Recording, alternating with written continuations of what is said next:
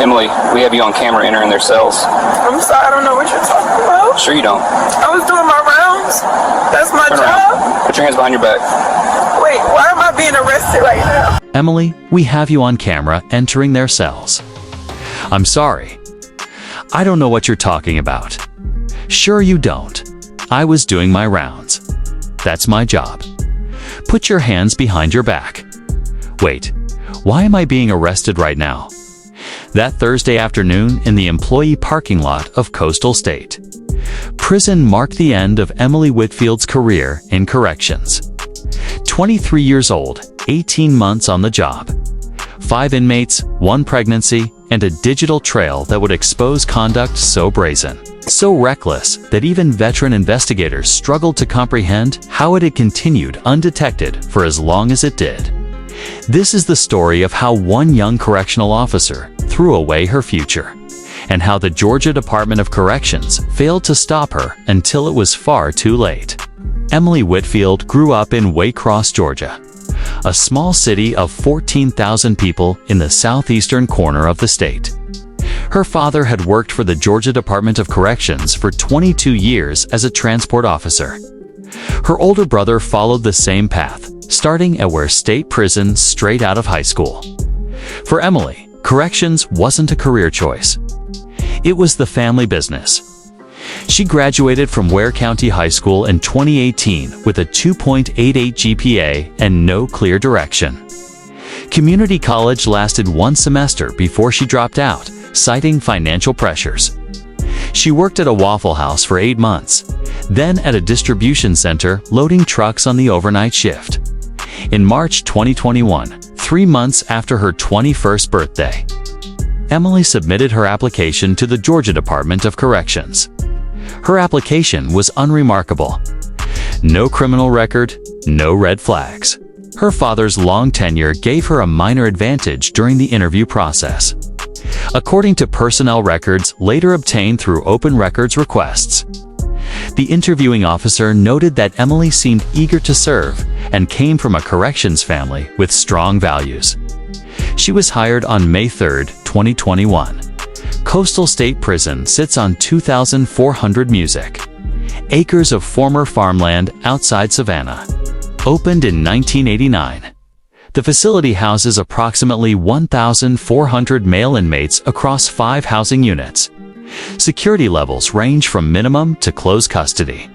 Emily completed her 6 weeks of basic training at the Georgia Public Safety Training Center in Forsyth. Her evaluations were average. One instructor noted she was easily distracted, but showed adequate physical fitness. Another remarked that she struggled with confrontational scenarios during role-play exercises. None of these observations prevented music her certification. On June 21, 2021, Emily reported for her first shift at Coastal State Prison. She was assigned to D Block, a close custody music unit housing 168 inmates serving sentences ranging from 5 years to life. D Block was considered one of the FASL's music more challenging assignments. The inmates were younger on average, many of them serving their first major sentences. Tensions ran high. Contraband flowed freely despite regular shakedowns. Emily was one of 4 female officers assigned to the unit. Within her first week, supervisors noticed she had a particular rapport with certain inmates. Her shift sergeant, Marcus Ballard, would later testify that he observed Emily spending excessive time at individual cells, but attributed it to inexperience. New officers sometimes overcorrect, Ballard said in his deposition. They think building relationships is part of the job. I told her to keep moving. I thought she understood. She did not understand. Before we continue, leave a comment letting us know where you're watching this video from and consider subscribing to the channel. We cover cases that mainstream media ignores. According to court documents filed in Chatham County Superior Court, Emily's first inappropriate contact with an inmate occurred in late August 2021, Kate barely 2 months into her employment. The inmate, identified in court records as inmate number 1, was a 27-year-old serving 6 years for armed robbery. He had been at Coastal for 3 years, and was scheduled for a parole hearing in 2023. Inmate number 1 would later describe their initial interactions in a sworn statement. She started bringing me extra snacks from the break room. Then she gave me her Instagram handle. We started messaging. Those Instagram messages retrieved through a search warrant painted a picture of escalating intimacy. On September 4, 2021, Emily wrote, "I keep thinking about you at night." On September 12th, "Nobody has to know anything. I know how to be careful." On September 19th, she sent a photograph of herself in her bathroom mirror. The physical relationship began sometime in late September. According to inmate number 1's statement, their first encounter occurred in a maintenance closet adjacent to the laundry facility during a period when Emily had been assigned to escort inmates to work details. She told me she'd done it before. Inmate number 1 said she knew where all the cameras were. Whether that claim was true or simply bravado, the investigation would later determine that Emily had in fact studied the facility's surveillance blind spots with troubling precision. Inmate number 1 was not alone. Over the next 14 months between September 2021 and November 2022, Emily Whitfield engaged in sexual relationships with 4 additional inmates. Inmate number 2 was 24 years old, serving 8 years for aggravated assault. Their relationship began in January 2022, overlapping with her ongoing involvement with inmate number 1. Inmate number 3 was 31, serving 15 years for distribution of controlled substances. He would later describe Emily as hungry for attention and noted that she initiated contact by accidentally leaving her personal phone number on a slip of paper during cell inspection. Inmates number 4 and number 5 were both contacted in the summer of 2022. Both were under 30. Both were serving sentences exceeding 5 years. The investigative file would eventually contain over 340 pages of Instagram direct messages, 87 photographs exchanged between Emily and the 5 inmates, and 16 separate incident reports from other correctional officers who had noticed suspicious behavior but failed to escalate their concerns. One such report filed by Officer Denise Pratt on April 8, 2022 stated, "Officer Whitfield observed an unauthorized area near B corridor at 2,245 hours. When questioned, stated she was checking on a reported disturbance. No disturbance was logged. No follow-up investigation occurred."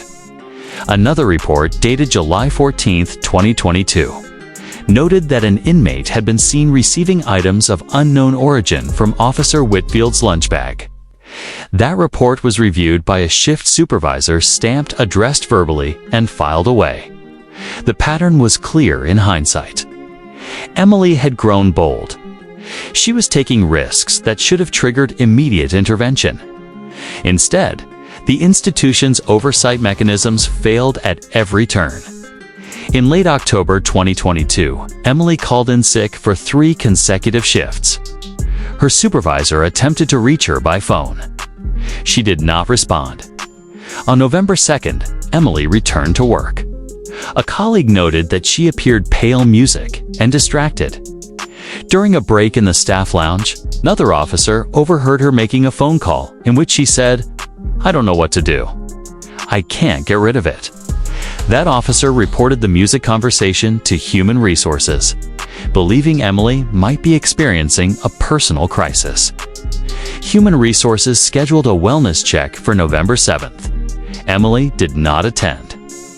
On November 9th, during a routine administrative review of employee medical claims, a benefits coordinator noticed music that Emily had submitted paperwork for prenatal vitamins. This finally triggered an escalation. On November 14th, Music 2022. The Georgia Department of Corrections Office of Professional Music Standards opened a formal investigation into Emily Whitfield.